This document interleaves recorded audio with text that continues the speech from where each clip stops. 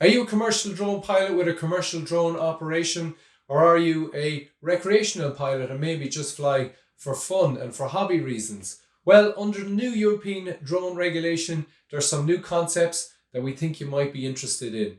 In this short video, we start to introduce these new concepts and give you a brief overview of EASA, the European Aviation Safety Agency's view on the whole notion of commercial versus recreational.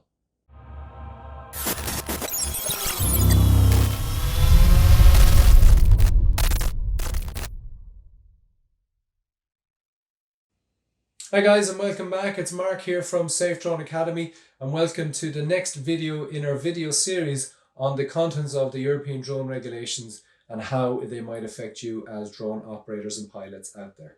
And today we wanted to look at the whole idea of recreational flying and commercial flying and how the regulations deal with these. Now, to give a little bit of context, across the wider EU, different member states have their own national regulations, and some of those member states require drone operators or drone pilots to take out a license or a drone permit or authorization if they want to conduct commercial drone operations. So regardless of what the operation is, if it's been done for commercial gain, you need to have a license or a permit to do that.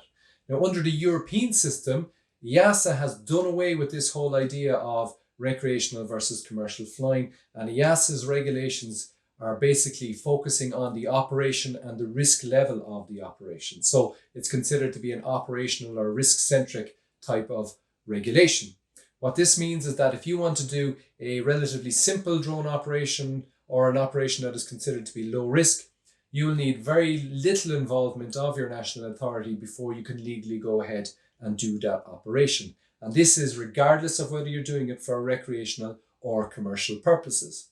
Conversely, if you need to do a complex drone operation, say for example, beyond visual line of sight flying or autonomous drone operations, or you want to do an operation that is considered to be medium-high risk, well then you will need a lot more input from your national authority, and you will need a very specific authorization from them before you can legally conduct that operation. And again, this is regardless of whether you're doing it for recreational or commercial purposes. So if you need to do a complex operation or a medium to high risk type of operation, you're going to have to invest in yourself as an operator, become a competent operator with proper procedures, invest in training for your pilots, and invest in capable drones to meet the basic standards that the complex operation would demand or the risk level of that operation would demand, so that the operation is safe. But if you can do that, you can get an authorization and off you go and do that operation. Again, regardless of whether it's for commercial or recreational purposes. Now, the regulation is also considered to be performance-based. So it's a performance-based regulation. What this means is that EASA has basically laid out a performance standard to be achieved in many areas, but it hasn't been overly prescriptive in terms of how to meet that standard. And it leaves it up to the operator to come up with an acceptable means of complying with the standard that is demanded by the regulation. So operator A might come along with their methodology, and as long as it meets the performance standard of the regulation, the national authority will be able to issue an authorization and operator A can go off and do that complex operation.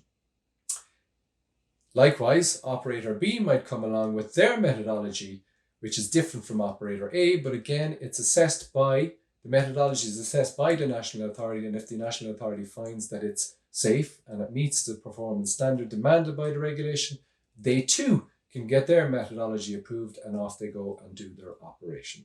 So that's performance-based regulation. So to surmise, the whole idea of recreational and commercial flying is done away with. The regulation basically requires you to focus on the type of operation and its complexity, the risk of the operation, and can you meet the performance standard demanded by the overall regulation? And if you can, well then you can go ahead and do the operations. And that's the basic philosophy behind the regulations. So hopefully guys, that's given you a little bit of an insight into that side of the regulation. If you've enjoyed the video or if you have any comments on the video, please do leave a question or a comment in the comment section below, or contact us here at safedrone.ie, and we'd be more than happy to answer any questions that we can. For the moment though, we leave it at that. Please do stay tuned for more videos in our video series. But for the moment, thank you and have a very good day.